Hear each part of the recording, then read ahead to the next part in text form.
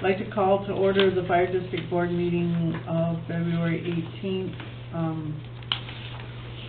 You call the roll, please, Chris? Sure. Aldrich. Here. Beckman. Here. Fox. Here. Verplank. Here. Phelps. Here. Meridian. Here. And Miller. Here. We remind everybody to turn off their cell phone and possibly even put it away until the end of the meeting. No, we didn't. And if we'd all like to stand and recite the Pledge of Allegiance.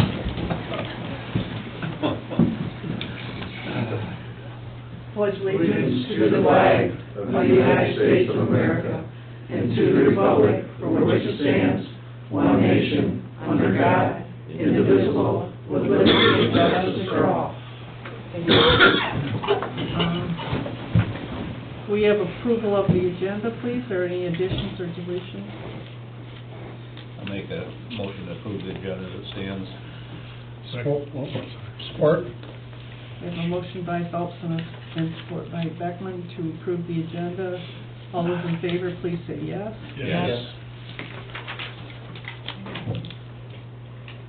Moving on, can we have approval of the minutes of the January 21st meeting, please?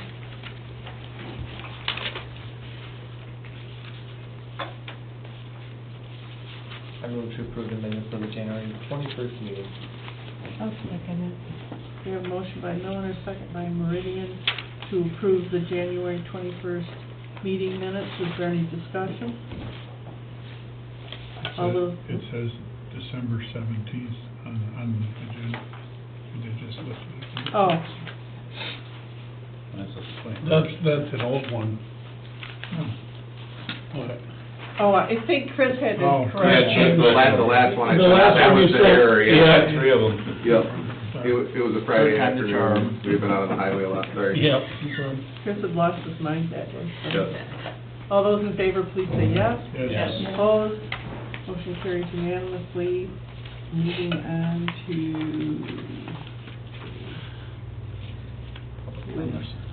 Public comment.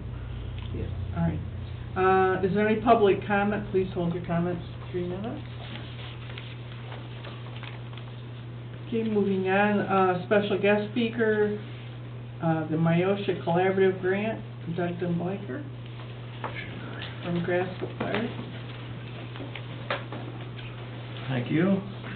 I'll just start with a short little history. I think about 2015, we started purchasing things together, collaborating. I think we started with about 3 departments, and I think now we're at like 7 with the live fire training facility. So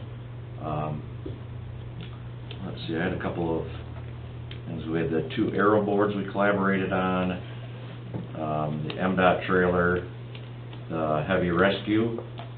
We're going to be purchasing some high-lift airbags this year for the heavy rescue, and then the portable message board, which we'll talk about here in a second, and also the live fire training facility. So it's just a good way to spread our resources around instead of everybody having one thing or one of everything. Get our money, pool our money together, and use it wisely. With the 2 aero boards, I think we noticed the need to have, short of signs on the side of the road, a bigger message board. We asked MDOT quite a few times. For some reason, it was really tough to get one of those up here. Our plan was to have it staged in one of the departments here, and kind of like the MDOT trailer. It just didn't happen, and I'm not real patient, so while I was on vacation this winter, I did a little research and found a grant available on Myosha's website. It was a 50-50 match. I called Myosha and asked them kind of what the criteria was for the grant, and they said they were looking at roadway safety. So I posed the question of the message board, and they said they didn't see any reason why it wouldn't be approved. So I filled out the application, sent everything in, And on February 7, we got a check for half of a used message board, and this is the one that we're gonna be receiving up here. We received $4,987.50. I approached Allegan County Emergency Management, they're part of the Sheriff's Department, and they are gonna donate $2,000 towards the other 50%. Captain Tinney and I approached K&R Towing. They gave us a check for $1,500 on the spot. We didn't even leave the place. We went to Reliable Towing, and we left there. We weren't gone 10 minutes, and they called and said, we've got a check for $750. Captain Tinney had some money that was donated. They're putting in $500. Grasscope's got some cost recovery money that we received not too long ago, $700. Pretty much takes up the other 50%. So the thing, I didn't get an email yet today, but it's supposed to be delivered this week, I believe. Can you get that other picture, Chris? Sure. That's basically the brains of it. You can have, I forget how many pre-recorded messages in there that you can scroll through and pick whatever one you want. You know, lane closed ahead, emergency ahead, whatever you want. And then you're also able to type in a message. It's the correct size to be used on an interstate. There has to be a certain sign size and letter size, and it's all approved for that. So I'd just like to thank Greg. When I did work back here a couple of years ago, he was very helpful and helping me through the process of grant writing and structuring sentences correctly, because I need some help, like we all do. But I appreciate all the help that Greg gave over the years, and still does. You know, I still bounce stuff off him. So I'll take any questions that you guys have. Otherwise, Sounds like you should have kept going to more towing places. You make money Yeah. after that. Yeah. You gonna keep that in your station? yeah, we're gonna house it in Grasscup. Yeah, it's available to anybody. Just give us a call. What was our investment in that? Nothing. No, Nope. It's the good kind. Yeah, exactly. Keep it up. Yeah. This was all Doug's idea. We kind of gave up on MDOT. We've been trying for, as Doug said, probably 3 years to get one that's been sitting in Fenville. And we have carrying custody of a trailer, as you know, they provided for us, about a $35,000 investment. But for some reason, we couldn't get the one over there. They said, just drive down there and get that. We don't have time to do that. So we tried, and finally, as Doug said, he gave up and went his own way to write the grant for this. So this is what it's about, working together, and I think it just shows zero cost to taxpayers. And I can share with you, you'll see from the numbers, the bloody highway has been just a nightmare. I mean, I've done 13 days in a row, and it's highway every day. Not that it would help much, but is that sign by the rest area available to us Yes. to use at all? just a radio call. Okay. You know, we could be Yeah, changing. you guys have used it quite a few times. Yes, we have. We've used it once or twice. Right. And there are times now with deployment of advanced warning signs, which is required. You don't always have the resources to relinquish on the highway, so you'll reach out to Grasscup or Ganges to do those advanced warning signs. Another thing we discussed as a group, as a team, what can we do to help each other? And the highway's been very demanding. And this is another tool that we've been wanting to do for a long time, Yeah. so.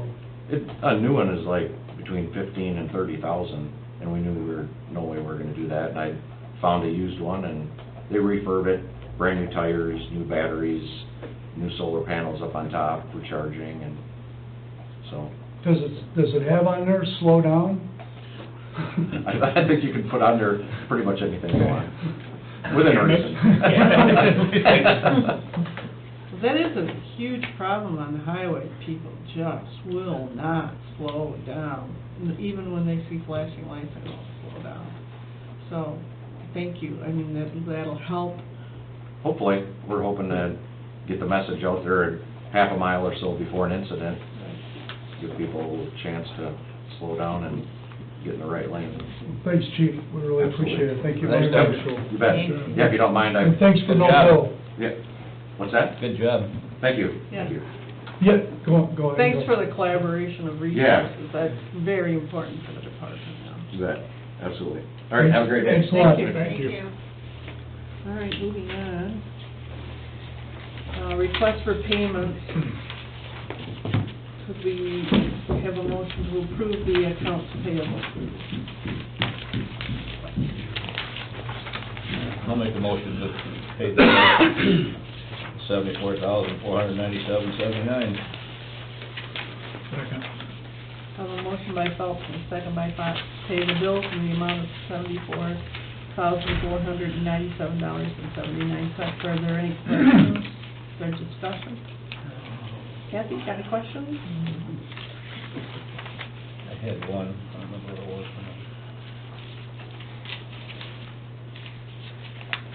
Okay, hearing none, can we have a roll call vote, please? Sure. Phelps, Yes. Fox, Yes. Miller, Yes. Meridian, Yes. Aldrich, Yes.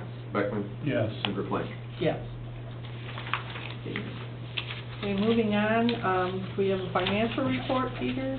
Overall, as you can see, we've collected just shy of 50% of our revenues that people are paying the winter tax bills, and they're being sent over by the two cities and the township. On the expense side, the bottom, we're 7 months into the budget, and we're at 53% expended of where we originally budgeted. There's a couple line items that are one $300 over, one 500, so I'm not too concerned about those right now. Hopefully, if the fire calls are, I think up there, 77%, the medical will need 54%, so fire calls are still up, and I think the special events will need, I don't know how many more special events are scheduled here this spring, so those are probably something we'll have to make an adjustment at some future date. I don't know if anybody's got any particular line item question or concerns.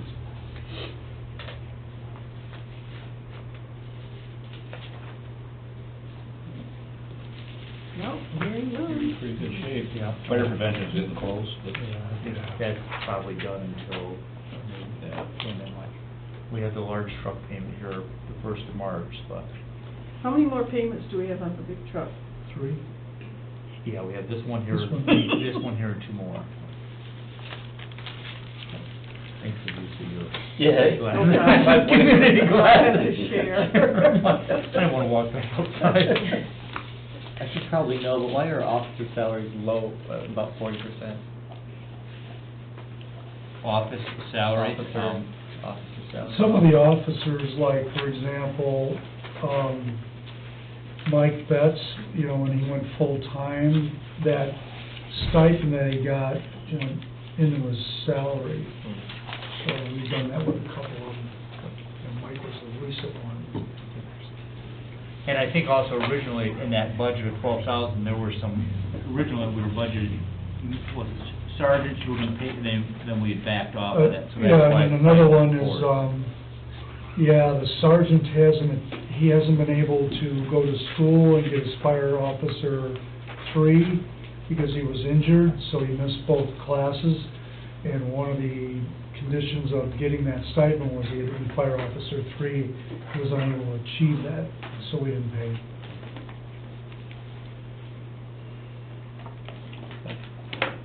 Any other questions? Okay, thank you, Peter, you're off the, fire chief comments, right? All right, we'll jump right to the incident reports. You'll see an addition of more reports. Finished up January with 52 under 2017. Next, please. This just shows historically what was the high one. That was 2013, 67 calls. Obviously, this is all weather related, so. Incident comparison, you can see now as of today, I think that's actually 104, 4 calls for 2019, up over 5%. Central, fire. Sorry. So the calls have really ramped up, predominantly because of the weather. It's a lot of calls already. Yeah, I think the weekend, we used to average under 2 calls per day. I think over the weekend was 10 calls.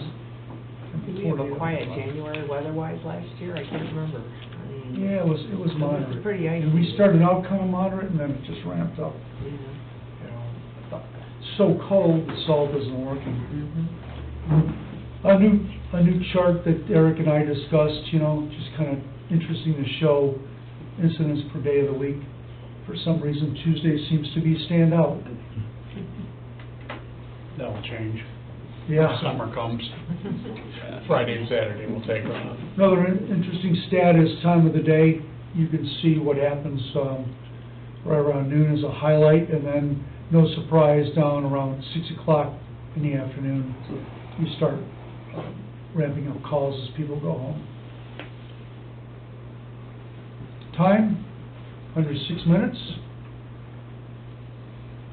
It's good for January.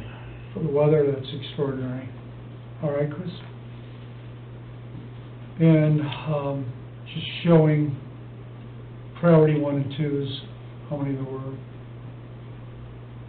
25. Typical in-first reporting, showing categories, 3 fires.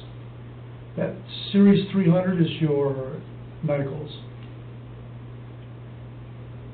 What's good intent? Calls? Good intent is a couple of categories where you might do a welfare check, where somebody asks you to do that sort of call.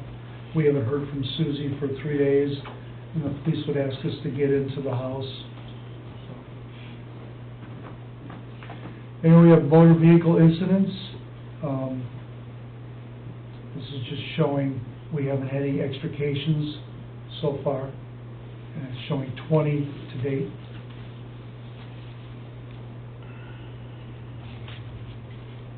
And it just shows by the month. 2019 is the gray.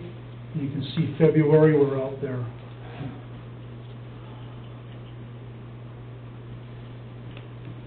And we're holding at Special Events 2. I think we've got one coming up March 2nd, a real nice event in Douglas that we'll be attending. So it'll start ramping up in June, special events. Another chart that we drafted that shows if, say, Scott Phelps wanted to know how many times our frontline engine has responded. It just shows it to date, 10 times. The aero board shows deployment of the aero board 7 times, which is way up there. The rest is self-explanatory. POVs, 7. Incidents by area, Sagatuck North and South and Douglas, and so on. You can see I-196, that was an Eric Beckman category, we call it. And 19% of your calls were been on the highway. More so now.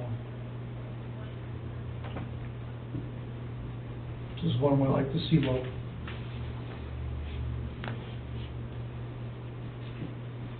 Pretty self-explanatory, just showing coverage area, population, budget, call volume, relationships. Okay. Another one we thought would be interesting to know if Kathy Meridian said, Greg, how many times did you go out of the area and give mutual aid? This shows you what it is. There's a difference between aid given and automatic aid. Automatic aid given is agreements that require us to respond. You can have a request from Holland Fire to go, so there's a little difference on it.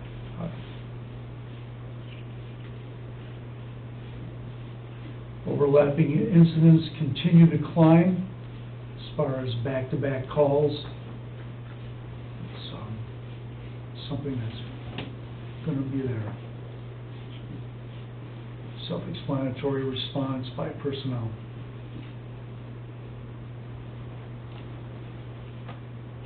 protected property values. And we're just at 22 Center Street. Okay. I think that's the last slide. This, Any questions on that? I'm curious about the requirement that this operation provides assistance always on the interstate. And I'm surprised there are no either state or federal funds that would at least help offset that, and I can't imagine that I'm the first one that thought of this, so I would think like, some of these towns out in the middle of Iowa or whatever, where you've got Interstate 80 running 30 miles across a county, and it's a small fire department or something, they've got to be, that would put a real drain on it. Well, interesting that you would bring that up, because Greg and I are starting to look into, getting some costs back from possibly the road commission, who should be out there that's not out there, and, several other agencies that we seem to be taking over for gradually. And should there be some readjustment of funding from the state and from local powers, seems how we're out there all the time. Is so. it standard across the entire country? This is how it runs everywhere? Yes. In western Michigan, it's pretty typical, and the whole premise of public safety is everyone goes home. So when you take traffic incident management training, the fire department provides blocking down to the tow truck driver. Do we have to? No. Should we? Yes. So that adds an element on, sometimes you're waiting for this person to get there. Sometimes it's a difficult retrieval of the vehicle. Historically, we had an issue with MDOT, it's their highway. And we had a problem with that, and we realized it's kind of like the police. There's like one policeman around here. We're on our own. We're on our own. And now the police are even reaching out to us for traffic control. They'll do what's called a property damage, and which does not require a fire to respond. And now they call us out and say, I want a blocker. And we take a tanker out there and provide scene protection for them. That's why the 7 tanker calls this month, which seemed high for a few fires. It's most of those calls are generated from scene protection of the people out there. It happened again this morning. It was strictly property damage. We had 2 incidents at one time. Linus started out with one, went to the other one, then I filled and came in the back way, and that's what's happening. To the point where the state police are even calling us, because we're fortunate enough to have worked together and funded arrow boards. And, you've got to be innovative. You've got to be able to figure out how to justify this equipment. And we're on the federal highway so much, you figure that's 16 miles there and back. That it's so risky. We spent $2,000 on cones because our cones weren't compliant. So all that costs money. And that's why when we wanted to buy a $15,000, $18,000 board like this, I thought you'd throw me out the window. So in reality, it's going to cost you a whole lot more if one of us gets hurt. So we're really serious. So there's 4 of us that are trainers, and it was all weekend we were out there, all weekend. And we started at, 6:20 this morning?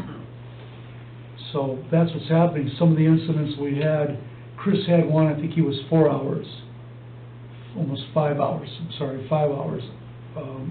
We had another one that was 4 hours, last Thursday.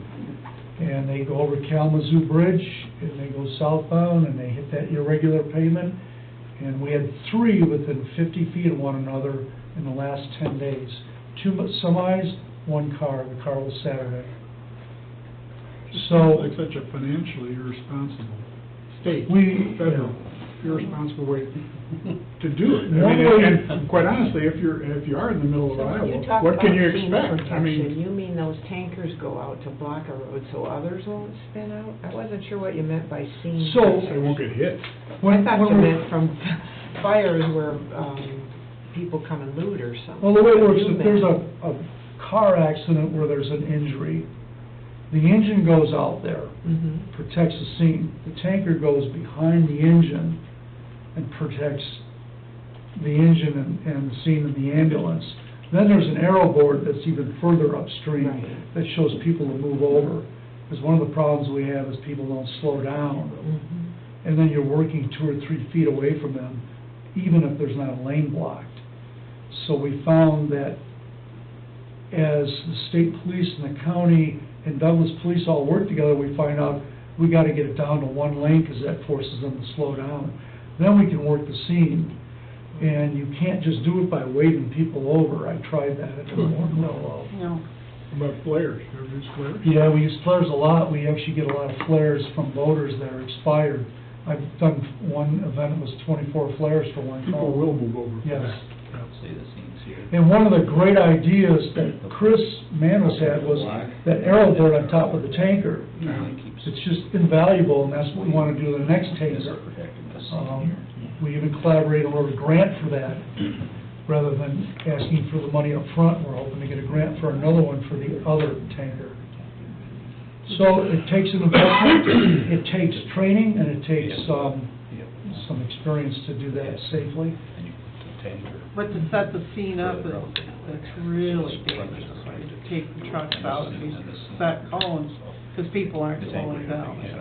You see that all the time along the highway, that they have That's just. those accordion things. Yeah, attenuator, that's something I want to figure out how to fund, attenuator, collapsible device, about 25 grand. So, you know, last Thursday, the state police asked us to shift traffic to 1 lane. I think it was last Thursday, we went out there, Linus, Mike Betts and I, and we went out to shift all the traffic over, put a cone line delineation, and it immediately shifted to shut the highway down now. We had to take everyone off of 41 and send everyone southbound on Blue Star. And after that happened, the trooper came up to us and said, I almost got hit 7 times. He said there was 15 semis that went off the highway at Ganges. And he said nobody would slow down, they were all jackknifing. And Trooper Jamrod almost got hit so many times, that's when he ordered it shut down. He almost got hit this morning again. Yeah, he was in here today, he almost got hit again. I'm surprised we didn't have an accident in Douglas then, with that fiasco over there. So that's what's trending, and then, you know, when you take a police cruiser, we had Janelle up here after an accident, one of the police officers, and we said, you know, Janelle, how come you guys are out there alone? You know, the police are so used to working alone that they don't think of calling you, and I'm trying to, you know, Tino's great about calling us out on the highway, because Tino's got a short stretch to Douglas Police, and they're good about dispatching us. But the county really hasn't gotten quite there yet, they're getting better, and you're just not going to survive getting hit by some of these trucks. Not that we will in this, but it's the whole premise of the public safety is everyone goes home. We have the equipment and the skill to do that, and there's a perceived obligation for us to do that. I would rather do 10 house fires than be on the highway. Am I right? Right. It's the most dangerous thing we do, second to internal firefighting. That bridge, the bridge over the Kalamazoo That River was is the the bridge scariest there. place. Yeah, there's a That's problem. a scary spot to be out. And that bridge standing was on the road. rebuilt. Yeah. So, does that kind of answer some of the questions? So FEMA grants would be one, but the thing is, trying to get FEMA to pay for aero boards, they just get away. It's hard enough getting a truck from them, let alone smaller equipment. So we found other avenues for that. For example, our insurance company. And cost recovery on the highway. And that's up to the board, you know, we sent out $5,700 just in 2 calls last week. The board wants to direct us to reinvest that. It's something that we hope you consider. What would, in terms of equipment, what would your priority wish list in that specific area? Another aero board and an attenuator, which is that collapsible device behind the truck. That's a trailer thing, or is it on the truck? The trailer. You can get it on a truck. Chris is The Cone Master 500, or Auto Cone 500, I think is what we actually want next, so. Oh, God, yeah. So to answer that, okay, Chris and some of the guys came up with a device that actually deploys cones and retrieves them. And we call it the Auto Cone 500. There literally is, that's what it's called. That's what it's called. I've seen them work. And that's a very dangerous activity. There's a cone that somebody ran over down there Saturday. Quite a piece of equipment. Yeah, it is. With national debt. Yeah, the machine itself is about 80,000, not including the truck, so that's why it's kind of a joke. But it would be far safer than putting our people on the highway to inspect cones, so. Let's put it this way, if that was affordable, the people who paint the lines on the road would have them instead of a guy sitting back there doing that all day long. And that's another device we're looking at where you sit in a chassis off of a one-ton pickup truck, dual-wheel, and we're looking at one of those too. Because right now we pick them up and throw them to another guy, which is not good. So a lot of vulnerability. Any questions on that? So you said you build 5,700 hours? No, $5,700, I'm sorry, $5,700. And We just build it, we didn't get Yes, I know, but I'm just trying to get For 2 calls, because we had a fuel leak on the highway. against whatever, 25 grand for the attenuating trailer, and how much for a message? A new message board LED is 18,000. So 40 grand-ish. I mean, it seems reasonable to me that you fund stuff like that, or try and fund stuff like that to the greatest extent possible off of the idiots on the highway. Right. This board has been phenomenal about investing on the highway for us. You guys are literally at the best. Okay, I'm gonna play dumb here, because I'm really still not getting something. Okay, I get that you're called out, and I get that you have to go out and motor vehicles are up, and that's the job, safety. What I don't quite understand is when a shift happened from, didn't police used to do that? I mean, I remember many accidents in my life, and the police are directing you, and they're putting cones, and they're doing it. When did it become all fire departments? It seemed like it happened maybe 3 years ago when the county started. There just was no traffic control, and it began when we had people driving over our hoses. And we literally had a fire out at 126th and 62nd, and we had no traffic control. And we were just having trouble because Seems like they're the county would be over in Salem and not here. Now we have a presence between Douglas and the designated people here where it's a little better. The problem you run into is it takes a lot of resources to block a highway, talking at least 4 vehicles. Right. And then law. If they end up on something on M40, which we all know M40 is a death trap, you've got 4 intersections to block. Guys, you want to chime in here on this? Yeah, and I mean, one thing I was gonna bring up was, I mean, it's not a problem here. I mean, this is nationwide. You go to some of the fire sites, Billy Goldfeder's site and whatnot, I mean, it's at least once a month, a fire truck gets hit. I mean, it happened up in Grand Rapids, a year, their ladder got ran into. I mean, it was out of service for a year, so I mean, it's just something, and when I first got on, and Scott knows, I mean, we had literally no protection on it. None whatsoever. I mean, we were on our own, phones. but 20 years ago or so, people were paying more attention when they drive than they do now. Yeah. I mean, now it's amazing that an accident, how many cars go by that's like this? I mean, they're trying to record it for the 6 o'clock news or something, I mean, they just, and No, I'm not questioning the numbers up, I'm questioning why aren't the police doing more? Not enough Is it they police. don't have enough Not staff? enough Because police. there's something wrong here. Well, and even like the best you're gonna get with those would be some flares. And even the call this morning, at one point, there was probably 3 cop cars staged in different areas to try to get where people could see them. But when it's really busy countywide, it's just, they don't have the resources. Hamilton, they had a medical, I mean, it was a Class 1 medical, I think, yesterday, and they were on scene for almost an hour before a police officer even showed up. I mean, and it was a bad scene, and so they just don't have the staffing, but, and once we get on, I mean, once we get called, we're gonna do to keep ourselves safe. And then really, once you have the zone set up, what I call the zone, once you have the zone set up, it's, at that point, if it's another 45 minutes until the record gets there and gets it pulled out and stuff, I mean, there's very few calls where the police say, oh, I'll be all right, you guys can go ahead and leave. I mean, it does happen, state trooper tells us to leave, we'll leave, but they're getting more and more to where, they like it, because once you get those cars in a corral, I mean, you get them corralled down to one lane, they do behave a lot better than they do, not that they're perfect, because like Greg said, we had a cone that was, I mean, it was tore all to pieces, last week, but,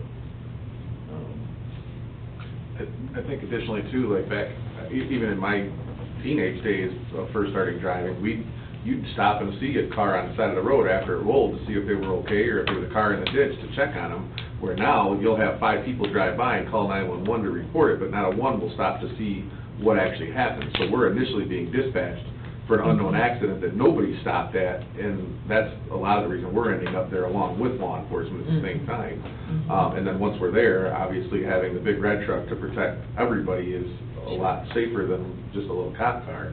And even for us, many other departments in West Michigan use just their engines, which cost close to $500,000 to replace, where the truck on the screen, I think we paid $125 for, and then put a $6,000 aero board on top. And that's the back of the line, is the first thing to get hit, instead of like Grand Rapids, where their $1 million aerial was out for over a year. I mean, yes, we're gonna be out if we get hit, obviously, but I'd rather have that get hit instead of one of our guys, any day of the week. So I would say by far, Saugatuck has probably the best highway safety program of certainly any department in Allegan County, and probably anywhere in the state of Michigan. That our personnel are far better protected than you'll find in most other fire departments. And we're getting well known for it too, because Yes. we get called out a lot. and even, I mean, I agree as far as MDOT, trying to do whatever, because it is their highway, them and the feds. But in an accident scene, we don't have time to wait 2 to 3 hours for MDOT to come out and set a safety zone up. I mean, we It's don't better- have, it's we better. have to be able to do it right now. It's like this catch-22, because they know you'll do it, so then they take even longer. Oh, we want to do it next time, Well, I sir. mean, And I mean, I that kind of can't stuff s- bugs me. I- It's like, do your Well, job, everybody. I can't say that, because on the one call that we had with the semi with the fuel leak, the MDOT trailer, they actually had it doing the annual inspection. With our brand-new radio system, Chris went to their talk group, called the Fenville Garage, told them we had an incident out on the highway. They said, we'll hook it up and we'll bring it right out. They actually brought it out and deployed it out on the highway. The guy unhooked it. He went back and put up the advanced warning signs. So, I mean, we got a hold of them, and they stepped up to the plate, and they helped us out. But part of the problem in years past has been communication, because everything had to go through dispatch. Dispatch had to find the right person to call. Now we're working on getting that a whole lot closer to where at least somebody can come on our UIC channel, our common channel that police and everybody can go to. Right.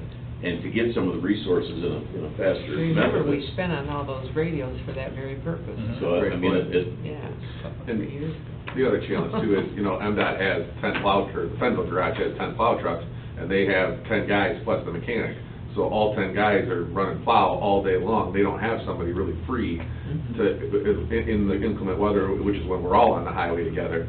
But the good thing is they are at least good about when we get on the radio and say, hey, we're ready to break the scene down, can you come buzz through and salt this before we open it up, so we don't all end up here again. They are at least helpful in a way that they can, but they just don't have the personnel either to to deploy cones or do traffic incident management, unfortunately, so. Just need a big gate on 41 and, you know, close it down and get them all off and go down this mess. People be driving Well, then the whole problem is, what, I mean, Police I mean, it's a real decision to close 41, southbound at the 41, because now all that traffic has to go right through here, and we've had accidents on Oh, the yeah. start before when we had to close the expressway. I mean, closing the expressway is a last option. That's the thing, we shut down last Thursday, we shut down by order of the state police, the highways, funneled off of 41. Then we had traffic issues along there, then they were getting off and going right back on. So then we had to send another truck and 2 more personnel, because you put a barrier there and they go around the barrier. And unfortunately, this area, even if we divert them off at the 41, it's still our coverage area when they cause a secondary collision in North Street, you know, so it's. Kathy, I think everybody's trying Yeah. to do less or more with less Less, people yeah. in general. I mean, everywhere you go. And there's gonna have to be a redistribution of funds sometime, but I'm not sure when that is. Well, no one wants to Gotta pay get anymore. folks either. Lansing, it sounds like. Yeah. Yeah, They I don't mean, care. it is a problem. I mean, this is something for Mary Whitford, I would guess, but, Obviously, the cost recovery does help, where if somebody causes an accident or somebody tickets That it, helps. I mean, at least we can get some of it back through the insurance company. well, now they're gonna make $400 a ticket for people that don't move over or don't slow down, supposedly. Somebody has Who's to gonna write- enforce that? Yeah. Yeah, Gene, is that gonna be the same law that you can't ride in the left lane? Well, yeah. That's not enforced either. No, I mean, no, I mean, until someone gets hurt, then they can say, well, you didn't get over. well, they did make a law, That's good. but, you know, then there's the whole enforcing the law too, so, I don't know. I think we're in the early stages of this, and maybe it'll right itself at some point, who knows? I guess in summary, it's a lot of training, it's resources, you know, like I say, we have 4 instructors, a lot of high level of experience out on the highway, so we're trying to do our best. And when we have Say- people out on the highway tending to people that were in accidents, doing whatever, first responder stuff, we have to protect them, so. It's a long road. Okay, moving on, community risk reduction. State of Michigan, 4 fatal fires since the beginning of the year. We hate to see that statistic change, and so far we've had 4. One of our new personnel is Harry Minier, and Harry is a lieutenant colonel who retired, came to me about a year ago, lives in township, and wanted to join the fire department as a medical technician. PhD, professor at a college, he retired, got his EMT, and he's now part of the Thursday crew. Just a very dynamic guy, does not want to get paid. Labor laws are such that we have to pay him, so he takes his checks and buys food and silverware and things like that. Cooks Very, very extraordinary guy, you know, very humble guy, just unbelievable asset. Do you live out in Bayou? Yeah, he One of does. my neighbors, yeah. By across from David Flett, who's our ER doctor, Yeah. who's retired. So that's how this kind of worked out. Great guy. Yeah, he is. Wonderful cook, too. Yeah, he's a real morale booster, I'll tell you what. The Thursday night crew couldn't be happier. They gonna be gaining weight? I'm sure they will. All of a sudden, there's 20 people that want to be on Thursday night. Yeah, where's my staff? So, wanted to get you an update on the Live Fire Training Center. We've been having problems with the Grand Rapids engineer that designed the Live Fire Training Center. As you know, there's 7 partners in this facility. It was started with 4, and there are a total of 7. And the problem, basically, is the engineer is no longer with Grand Rapids. So the oversight that we prepaid for and question and answer is not there. The assistant project manager in the city of Grand Rapids felt bad. He went to Grand Rapids to the mayor and requested a refund of our money. Then I had to hire another engineering firm, and I don't know if you're aware of this, but most engineers won't touch somebody else's plans, sealed drawings. I was successful in getting Fleece and Vanderbrink to take over the project. So that transition's in process right now. I have a written commitment, we're gonna get the refund. F&B has already agreed to it. It's kind of a lateral move. We wanna let you know about that. We had a problem with the anchors. The concrete guy wouldn't put in the J-bolts. So Al Ellingson, rightfully so, said, hey, how do I prove this is different from what the plan says? And the engineering company in Grand Rapids, they couldn't get them to do anything with it. So we had a 2-month setback on the anchoring devices. And Where is that actually located? back here, we have a lot back here. So there's 3 shipping containers back there now. 4th one ready to go at Shag Shop. The 5th one is inside. Then there's 1 more to modify. Then the cranes will come in and start setting the first 3. And Steve Bishop, I signed the agreement, and Steve Bishop, the engineer, already had an email into Al Ellingson, Township Building Official, saying we would like approval with these anchors. So hopefully we'll get that going soon. Okay. All right. Yes. Moving on to unfinished business, the capital plan review. Didn't know if you had any questions on that. Chris and I kind of kept it on the agenda in case there were any more questions on it. So as you know, it's not a static document. It has to be fluid, so sometimes needs to change. So if you have no questions on that, we'll go on. Okay, moving on to new business. I don't know what this is. Chris, you want to bring this up because was another one of your great ideas? Yeah. Well, it should be the last page of your packet, is the actual quote of $1,296 per year, in addition to the $450 we already paid for the current people that have the @saugatuckfire.org email addresses. But, you know, we've gotten many, since we went to this system and updated our website, we've gotten so many compliments about the professionalism of the department and everything else. And for the ease of calendar sharing and plenty of other things that work through Outlook, we were toying with the idea of giving all the board members the @saugatuckfire.org email addresses, as well as all of the personnel. And in looking through a lot of other even part-paid fire departments, like they all of them have city of email addresses or fire department of email addresses, so that way they're not using their personal accounts for fire department business. And same thing with the board. So I wasn't sure if that would be something the board would entertain in doing.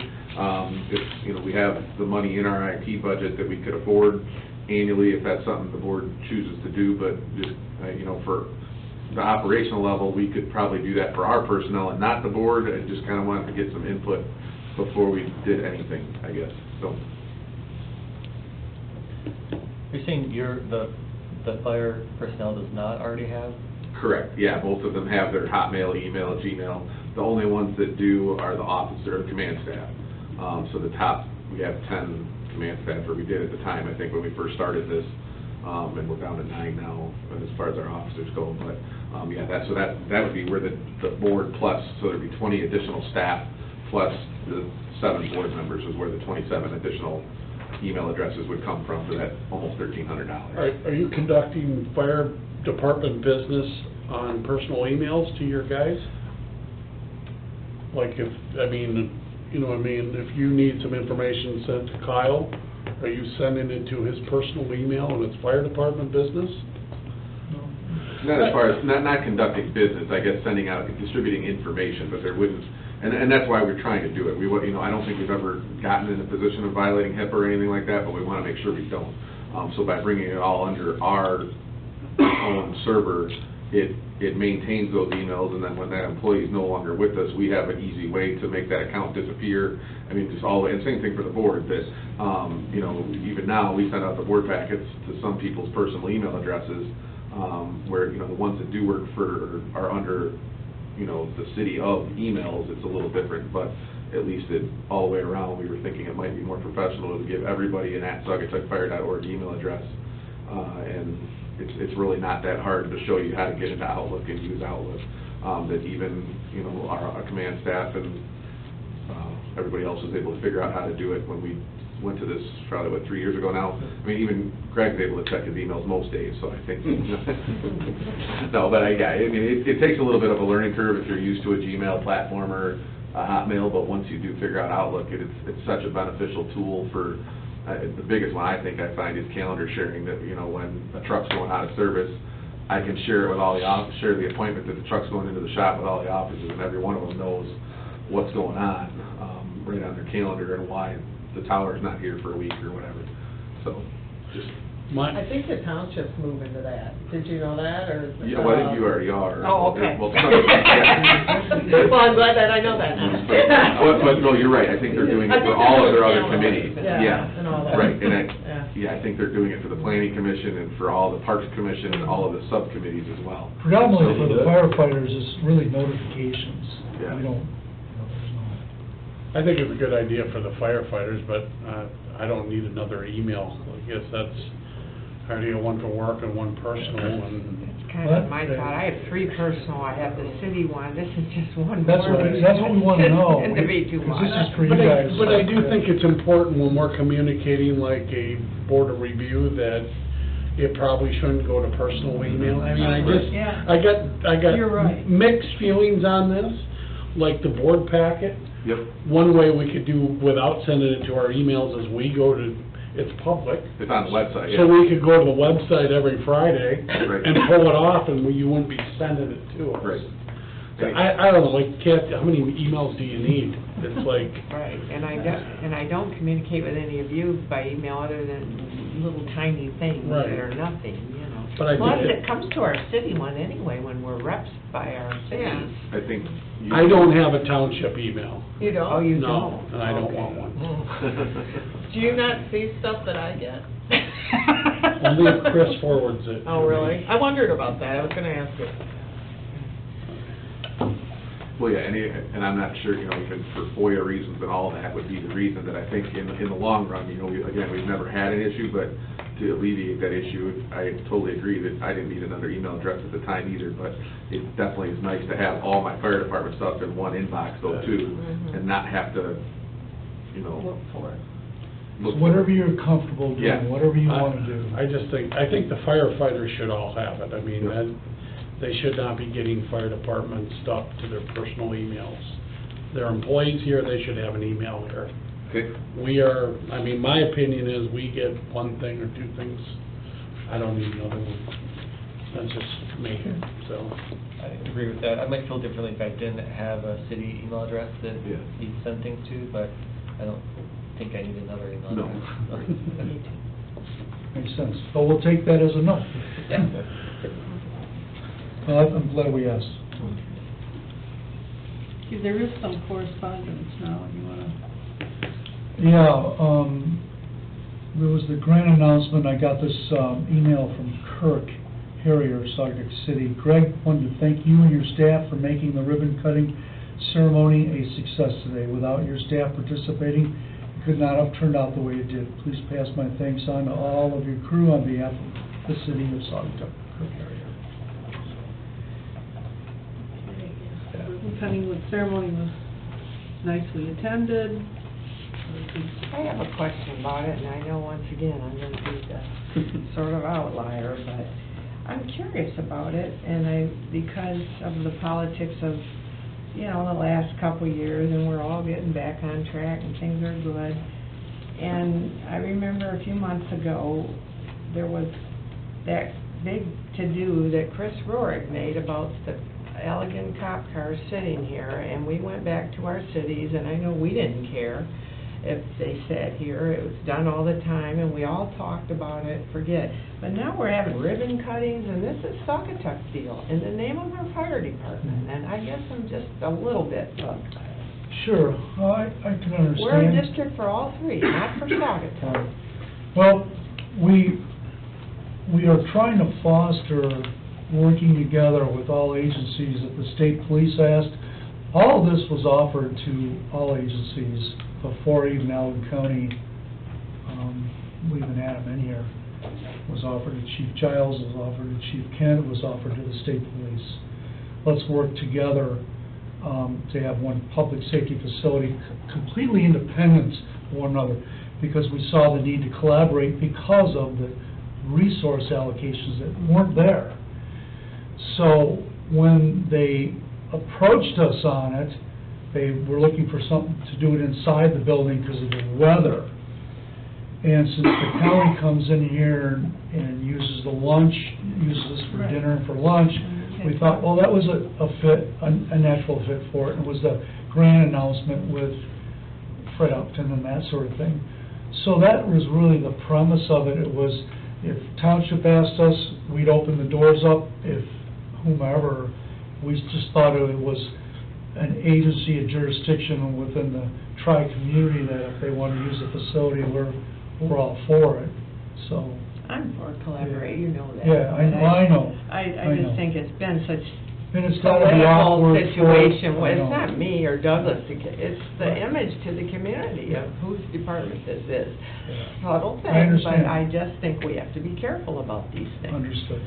It's everybody's Understood. department. Yes, And it we- is. And we have the state police come in sometimes and go through cars, and I think we even had Douglas Police come in and change tires, that kind of thing. Yeah, I out said of the I'm all weather. for the sharing. It So- was just this, so I think why we- wasn't it at City Hall, I wondered? Why wasn't it at Because your? we wanted it Saugus inside. thing? Inside was warm.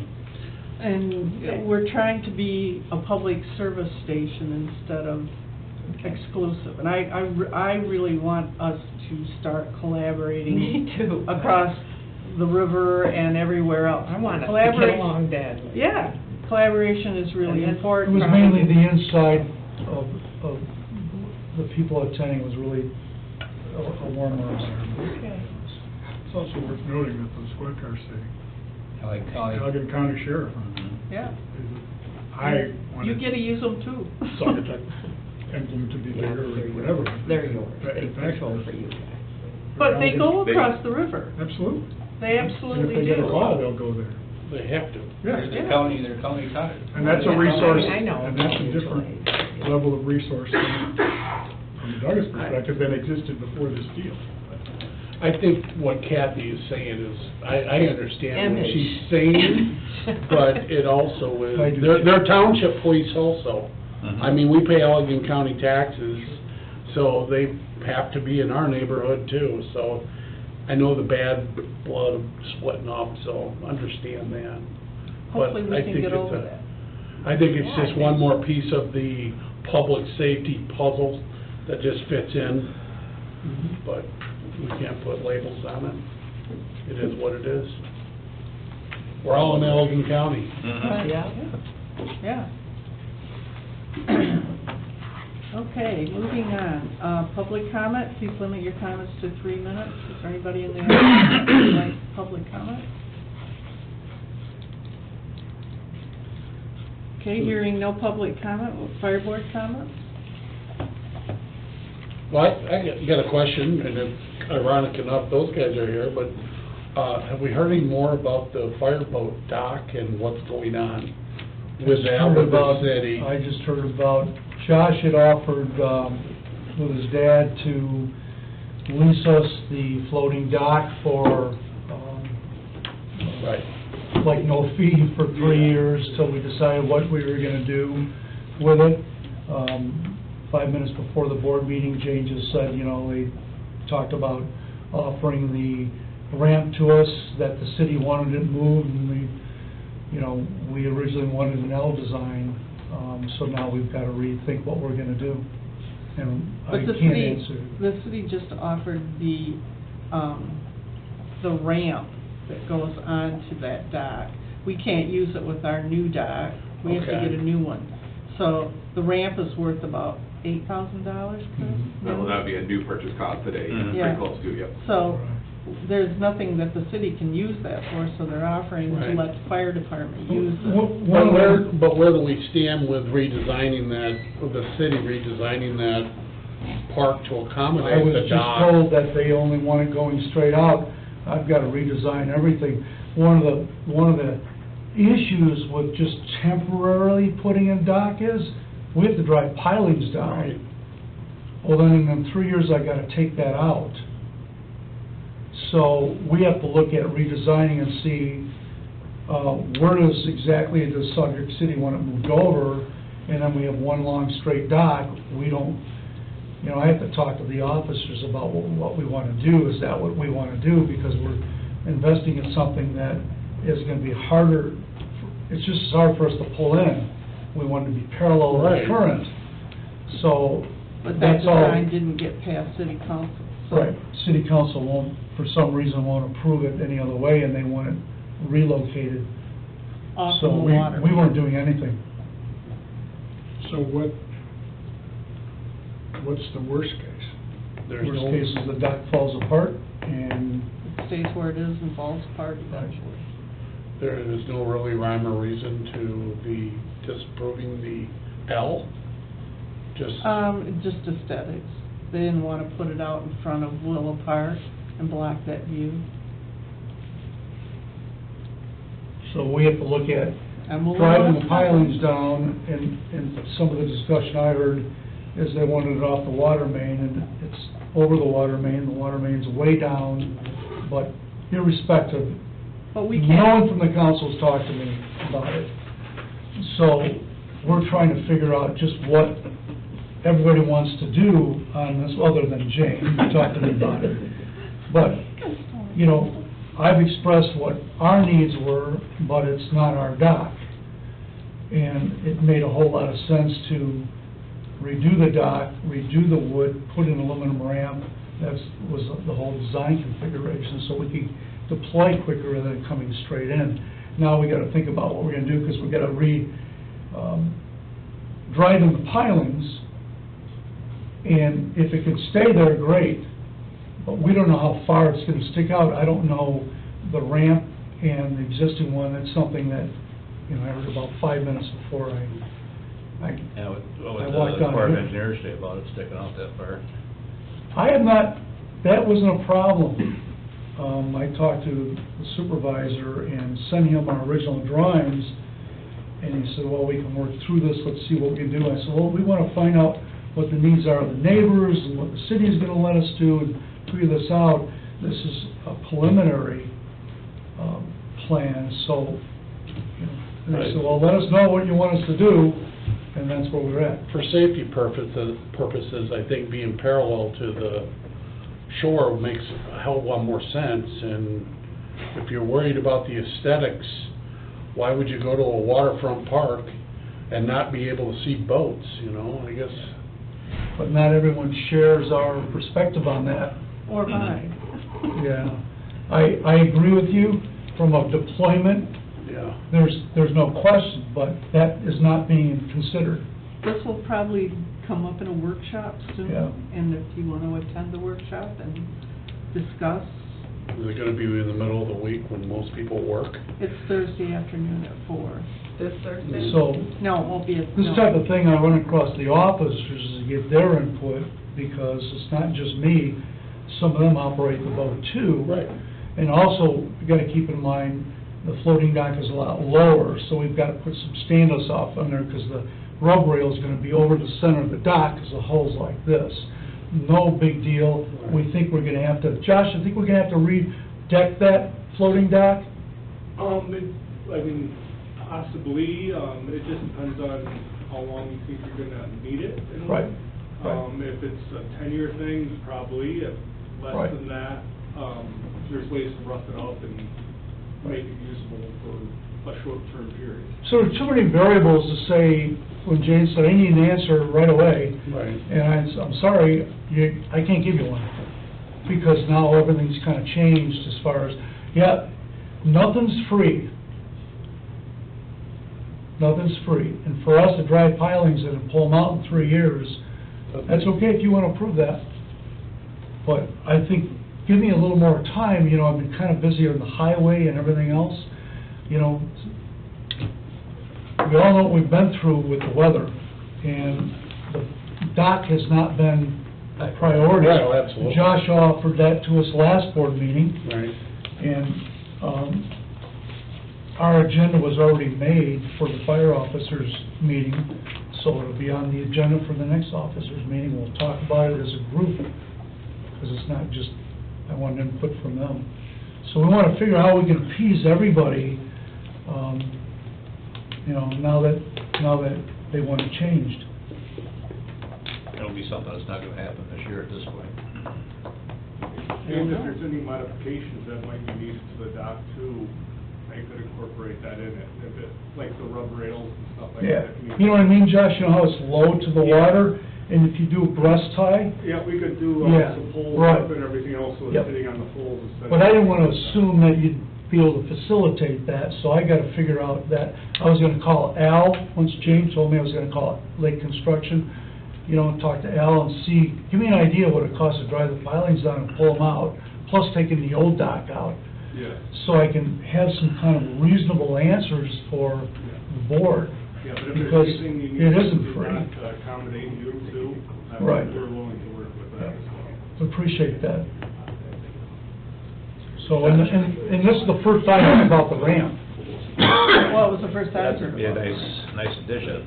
And so I don't know where we're gonna anchor it, how far it's gonna extend out, run that across, you know, Cameron, Jordan, find out, is this okay with you guys, so we don't have any issues and all that?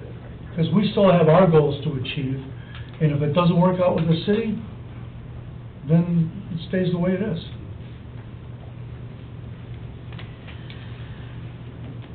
Do you want to talk a little bit about the sprinklers at North Shores, or, I mean, it's been in the paper, we've gotten correspondence from both attorneys,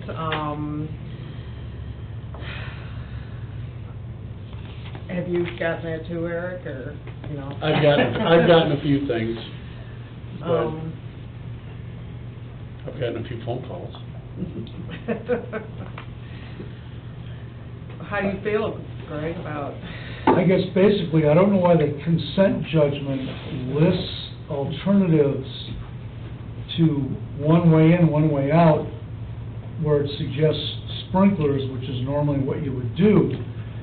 And then the attorney says, their attorney says, well, you can't treat that differently. That whole project's treated differently. And I don't understand why the consent judgment language, and Scott had nothing to do with that, I had nothing to do with that. That was something that attorneys worked out. And all I know is attorneys aren't firefighters. And all I know is you have a development going in that has one way in, one way out. One of the way to offset that deficit is an alternative means of fire protection is sprinkling the non-residential buildings.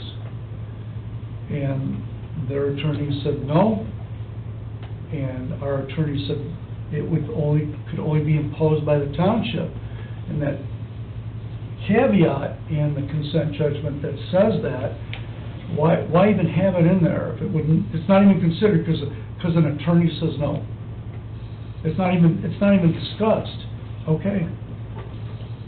We let everyone know. Mm-hmm. You've got one way in and one way out of there. And you've got dry hydrants called standpipes by their attorney in the water, and that's what it is. And so, not picking on anything, it's just, when they start making statements that you can't treat it differently. This is a different situation, though, It is. correct? And I again, mean, none of us here had anything to do with the consent judgment. It was something that was worked out, and it just seems like there would have been a little more consideration given to, you know, the sprinkling, and that's the way my crew and I feel. well, how do we go about this if we don't, like, I personally don't really agree with that? I mean, think their township's attorney made a determination based on his opinion, and it seems like people are following that. So as far as I'm concerned, we let everyone know this is not the way to do it. So I can bring this up to my board, the township board, and... I talked to our attorney afterwards, and I said, you know, why do they suggest that? Then it's ignored. Right. And the way it's written, only the township can impose that. But it is one way in, one way out. In other subdivisions, look at Kingfisher Cove, 2 ways out. Look at Singapore, 2 ways out. All over. Even the new one, it does, is the furrows or whatever is gonna be sprinkled because it's only one way in and out. So, did Douglas make that a law or a rule or whatever? I mean, It's part of the, or plan- is it it's part of the just the planning commission, developer? part of the planning commission approval. Well, the ordinance, forget the fire code, the ordinance in township requires 2 ways out. The fire code mirrors the township ordinance. And it's not anyone's fault that topography lends it to, there's only one way in there, it's a long lot. We understand that. You know, running in a long hydrant water main, you ended up with less than 1,000 gallons per minute at the end of it. Looping it was hard. But there's no, that's it, all I'm gonna do is give you 2 standpipes in the water, okay? So the township has not, the board has not made a decision on it, or they have? It's the planning commission, right? So the township board hasn't made a decision, just the planning commission? I don't think it's come in front of our board, has it? I mean, we haven't voted, I haven't since I've been on, we haven't really discussed it. That's what I'm curious about, I mean, getting all this well, you know, correspondence and stuff. I got the impression since there was no response that they believe the attorney. And that's their right. Who's they, us? Yeah. Yes. Okay. Right. Well. No, okay, so it says we can't impose. Well. Just because it's said that way doesn't mean it has to be Yeah, done I that know, way. yeah. I mean, it's kind of like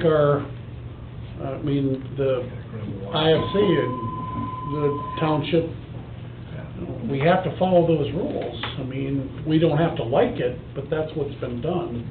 Just like, you know, the consent judgment says one thing, Greg doesn't have to like it, but it may have to be done that way. Well, I don't want to mislead you and say, oh, okay, you know, it's, you know, those dry hydrants can suck plastic bags, they can shut down, it's not a pressurized system. That's not Scott's fault, that's not my fault.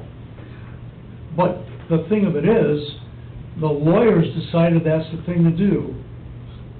But when you put in a consent judgment, an alternative safety measure is sprinkling the non-residential buildings, and then it's just dismissed because a lawyer gives an opinion. Well, I don't understand that part. Yeah. I mean, how does it not come up before the board? I mean, a lawyer would be a recommendation, correct? I mean, is that... That's all Yeah. their opinions. And it's almost like whoever is asking the lawyer the question could maybe manipulate the answer. We have no other subdivision, you talk about like kind, we have no other subdivision around.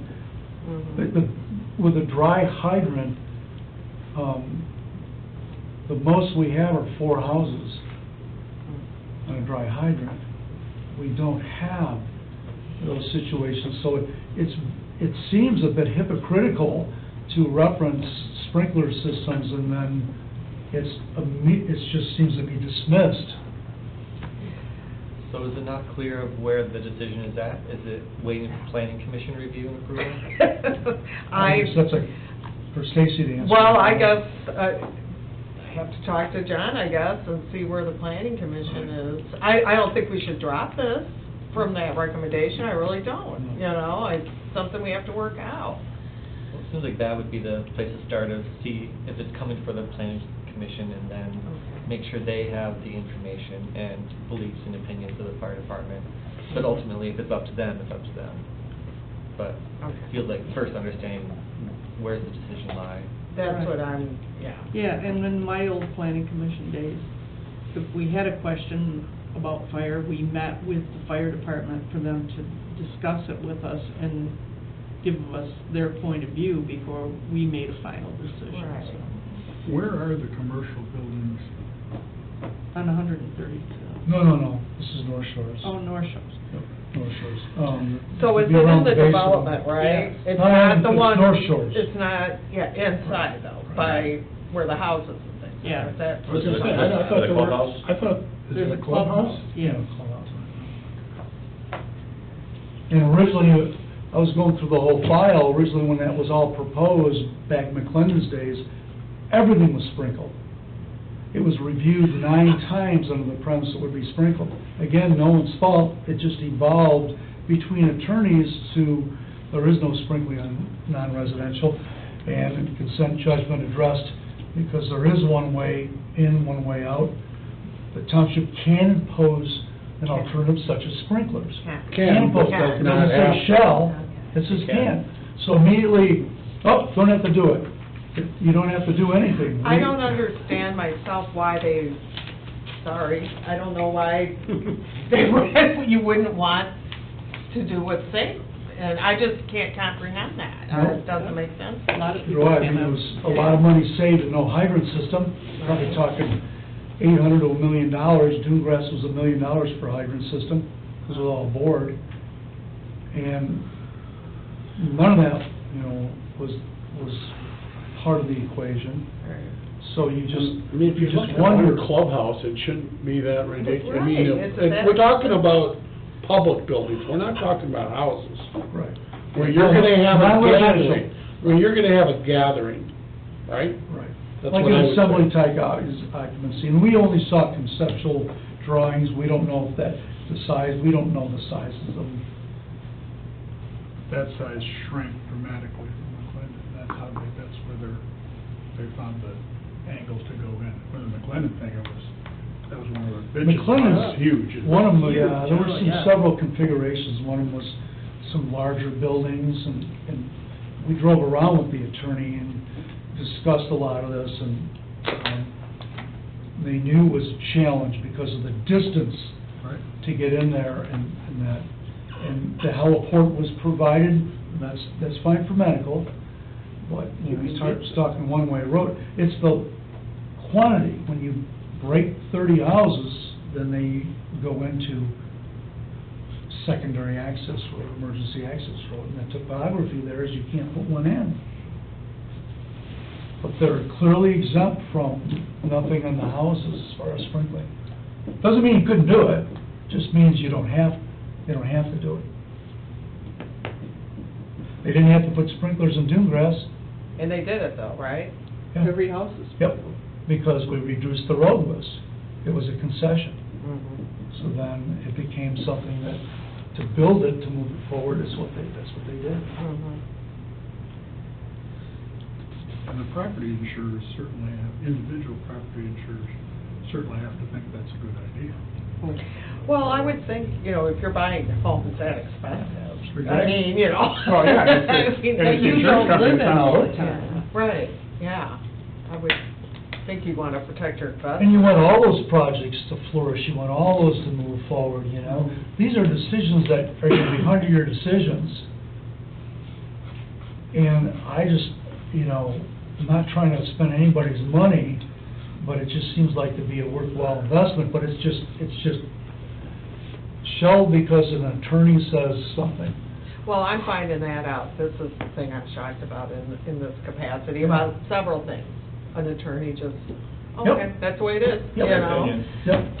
I don't get it. All the attorney makes time there's a Judge, right? fire out there. Yeah. It was the judge, on the consent judgment, right? Right. It's in the consent judgment. It even lists sprinkling, Yeah. non-residential buildings, if imposed by the township. Well, the township says, well, we can't make them do it, we're not gonna do it, is what the understanding I had. But not receiving any response, for the building permits issued for them, according to the list I got from Al, a year in, they were issued for it. But I think it's worthwhile at least trying to figure out. Where you are in what the process. I don't even know where, the plans are plans still being altered and, we haven't agreed on everything, correct, or? now, we're talking about North Shore. Right, Yeah. yeah. North Shore. Right. We have very little involvement with that Mhm, project. We had the right to approve the water supply mhm, with consultation with the zoning administrator. mhm. That wasn't done, but then Scott brought in that. We're still working through the dry hydrants, as they call them, standpipes. They've got them in place. We had the engineer working on the calculations. The holdup was, the lawyer shifted 235th Street because of the desire to move that forward. So the water use agreement got held up at our attorney about North Shores, because typically you get a water use agreement that says we can use that because it's all private. And then there's some maintenance concerns that the engineer threw in. But, you know, I worked on this Sunday night. Do you go out there and check this out? I mean... Nope, I wonder how that... because I do not feel welcome. Oh, okay. I'm kinda curious to see what's going on. We have not tested the dry hydrants, standpipes, we have, nothing's been flow tested, Mhm. and that's a first. The other few dry hydrants we have were all flow tested. So we hope in spring, we'll be allowed to do that. Is there any kind of screen that goes on I was gonna ask that myself. Yeah, the screen that? there's screens on there, correct. What about, the maintenance like zebra mussels? That was addressed in the plan review. Not only that, what do we have this summer that shut down virtually everything 3 to 4 foot in the water? No, Oh, that duck. What? yeah, Buckwheat. duckweed, that was miserable. Right. Intakes, some of that, those are the concerns we have on that. And as the engineer said, you know, you've got a number of things that can stop your flow of water. And as it is, we need 2 to try to get 2,000 gallons per minute. We don't even have 4 hard suctions on a truck. We need 4 hard suctions to pull out a bolt to connect to the pump. We don't even have, we have to get them off another truck. So, you know, it's real easy to say, yep, we got that, you got an infinite amount of water. If that was the case, why do we have all these hydrants? But that ship has sailed. Are those dry hydrants set up that you can backwash them to? Yep, you can. But then again, you got 2 of them, and you got 1,000 gallons of tank water. The way it is, we're probably gonna have to put the aerial there to pump the water farthest, because that's the biggest engine. I'd rather have the aerial at the bigger house. Tank water in aerial's 300 gallons. It's gone 30 seconds, 5 seconds. So there's some challenges there between relaying the energy taken to suck it out, and that's why it's kind of interesting to see the comments about, well, you have infinite amount of water around there. That is true, but you gotta get it out of the lake, get to it. And to flow that kind of water, you have to pull out of both dry hydrants. Well, to do that, I need 4 hard suctions. And, you know, so then you have to have another truck there right away. You know, we were even gonna talk to them to see about having their own hard suctions right there. Right there.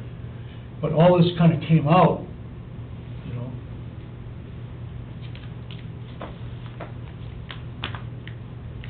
So, you're gonna go back and find out where things lie. Okay. And then possibly you might wanna consult with the fire department to get their input at Mhm. least. I'm thinking.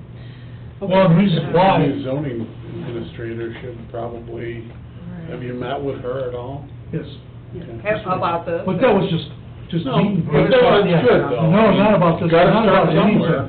No, it was just, hey, I'm Natalie Dean, I'm Greg Janik, and that was it. Yeah, You gotta start You there. know, yeah, it was really just, face things, so. So right now, is it everything held up until, I mean... On what, on North Shores? Well, with this sprinkling problem or this water, I mean, how Well, can it's you gonna go? be a township thing. It's They're gonna gonna- make the decision. Township, yeah. Greg's letter was, what I read, Greg's letter was, hey, we disagree with it, this is Okay. what we feel should happen. Uh-huh, And I don't wanna use the word cover your ass, but that's what it was. right. Right. We're covering these guys' rear ends. And we this- don't- and this board. Yeah, we don't Right. feel comfortable with what's going on, Right. and this is When what we're we'd told like to see. we have no involvement with it, Right. well then, okay, Call someone else when the fire starts. Yeah, I mean, but no involvement with it? Think about that.